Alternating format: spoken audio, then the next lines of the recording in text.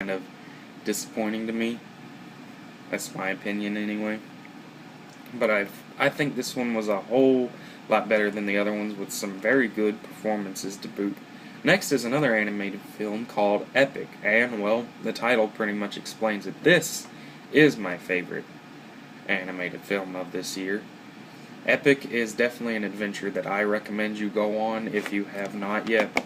It didn't get the best reviews, it was kind of like an average mesh, but I really enjoyed this one.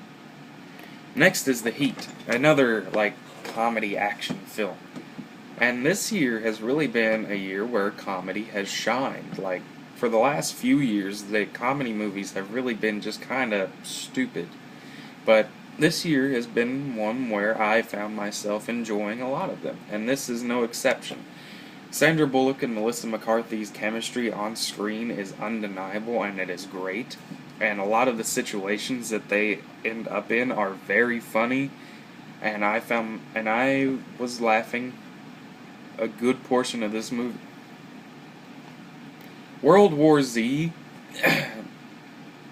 World War Z was one of the it was a different take on the zombie movie for me. It wasn't completely gung-ho action packed. It was a lot of, I wouldn't even want to say character development, but there wasn't a lot of zombie on human action. It was just a different take on it, and I like that, but it wasn't the best. One of my most anticipated movies of the year next is Elysium, and for good reason. I really liked District 9, and the cast list for this movie and the director Neil Blomkamp got me very excited for this one, and for good reason. This was a powerhouse of a movie that if you have not seen yet and it is still playing in your local theater, I really recommend that you watch this because it will blow your mind. I really like how Neil Blomkamp does this visual style of movie with a lot of backstory and character development and drama and action, but also with a little bit of social commentary to add to that. It's a really smart, use your brain type action, drama, sci-fi thing. Next is Fast and Furious 6. The Fast franchise was going downhill, but Fast 5 came out a couple years ago and definitely rebooted the franchise to something, well, more fun. And this carries that on. It's not as good as Fast 5, but I have hope for the series, especially since James Wan is going to direct the next one, and he is one of my favorite directors of the moment. Next is The Wolverine. Unfortunately, I have not seen The Wolverine yet. I did see the after credits scene because I work and I clean movie theaters for a living right now, so I know what happens. But I'm still going to see it.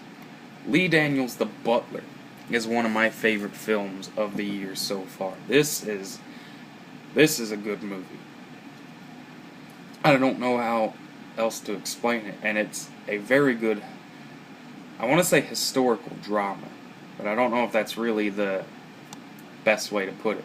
Sometimes the plot and the script is a little bit uneven and some of the performances are a little off, but the two main performances of Forest Whitaker and Oprah Winfrey are definitely something that makes up for that, and it gives off an emotional impact that you will feel way after leaving the theater. Next is I want to say it's my favorite so far, Pacific Rim.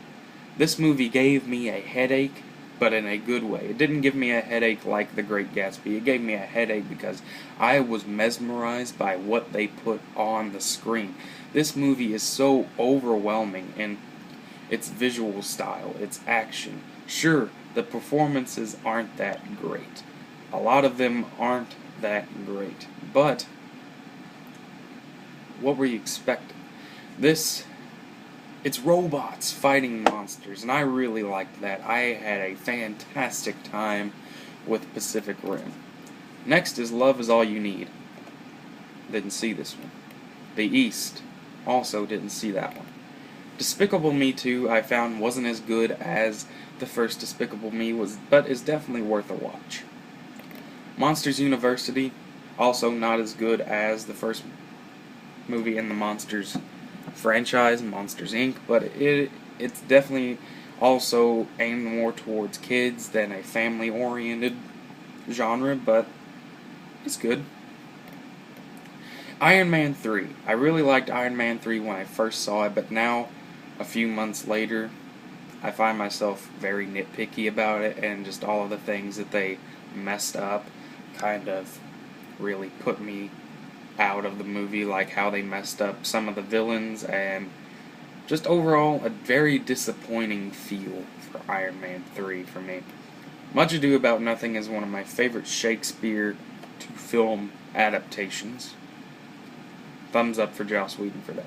This Is the End is a very funny comedy movie, and one of the funniest comedy movies I've seen in a very, very long time, and has a pretty unique take on it as well. See it.